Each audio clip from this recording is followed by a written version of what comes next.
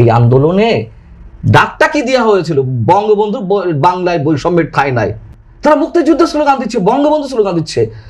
এইভাবে মানুষকে হিপনোটাইজ করে তো আন্দোলন নিয়ে আনা হলো এবং মানুষ প্রতারিত হয়েছে। প্রাসঙ্গিক করে রেখেছে এই যে এনসিপি, বিএনপি, কথায় কথায় আওয়ামী লীগ, কথায় কথায় ফ্যাসিস্ট। প্রাসঙ্গিক তো তারাই করে রেখেছে। আসলে সবার শত্রু এখন আওয়ামী লীগ। ভয়টা, আতঙ্কটা আওয়ামী লীগে।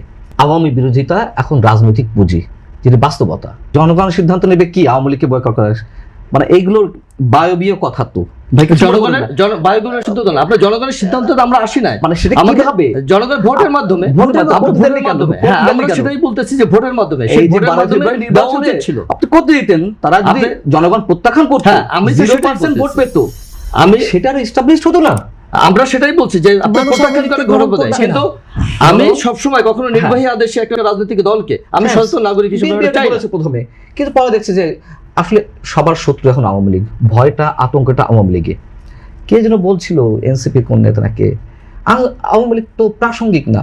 আরে আওয়ামী লীগের তো 18 মাস না, এই যে 2 বছর, নিয়ার অ্যাবাউট 2 বছর তো প্রাসঙ্গিক করে রেখেছে এই যে এনসিপি, বিএনপি, কথায় কথায় আওয়ামী লীগ, কথায় কথায় ফ্যাসিস্ট। প্রাসঙ্গিক তো তারাই করে রেখেছে।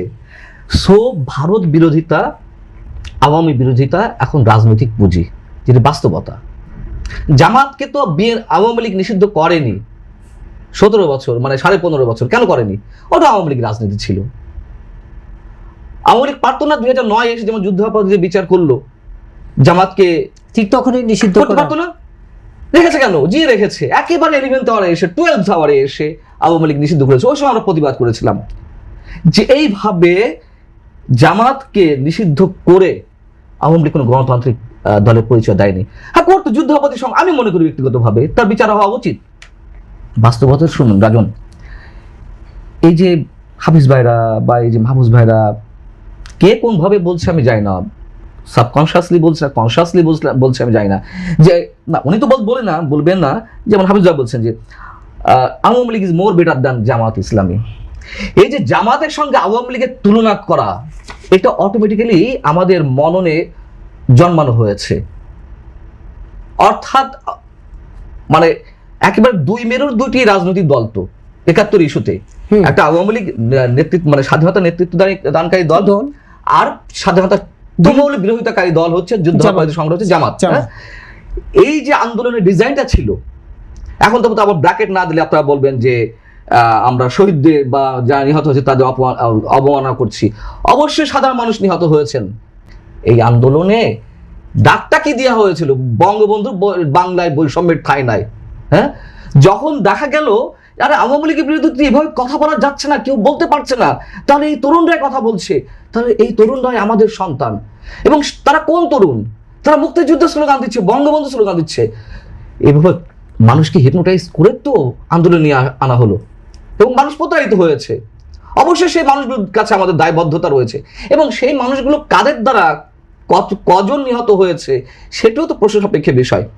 এখন বিষয় হচ্ছে যে আপনি প্রথম প্রশ্নটা ছিল যে স্থানীয় সরকার নির্বাচন, ভয়ের জায়গায় থেকেই তো ওইটা করা হয়, যার কারণে বড় নির্বাচনে প্রতিযোগিতা করতে দেওয়া হয়নি। আমরা তো চাচ্ছিলাম যে যে ব্যারোমিটারটা আছে জনপ্রিয়তা যাচাইয়ের, নির্বাচন পদ্ধতি, এছাড়া তো অন্য কিছু নেই। আপনি কিভাবে বলবেন যে মানুষ প্রত্যাখ্যান করেছে? আপনি মাহফুজ ভাই, এই যে হাফিজ ভাই, আমরা 4 জন বসে এখানে বলবো হ্যাঁ মানুষ প্রত্যাখ্যান করেছে, হবে? আমরা 4 জন বললাম মানুষ প্রত্যাখ্যান করেছে, জামাত মানদণ্ড কি? সেই মানদণ্ডটাই তো নির্বাচন। সো আওয়ামী লীগ প্রাসঙ্গিক। আওয়ামী লীগ আগের চেয়ে জনপ্রিয়তা ফিরে পেয়েছে। কেন পেয়েছে? আওয়ামী লীগ 2 বছরে কিছু করেছে? মঞ্জুর ভাই, আওয়ামী লীগ সে আপনি বলতে পারেন, আওয়ামী লীগ অ্যাক্টিভলি কোন রাজনীতি করেছে 2 বছরে? করার সুযোগ পেয়েছে? তাহলে আওয়ামী লীগের জনপ্রিয়তা কেন বাড়ছে? ডক্টর ইউনূসের অপশাসন, মবক্রেসি, লুটপাট, দুর্নীতি, 71কে একেবারে শেষ করে দেওয়া, এইসবের কারণে তো মানুষ মনে হচ্ছে যা ছিল তাই ভালো ছিল বলছে। তো কেন বলছে?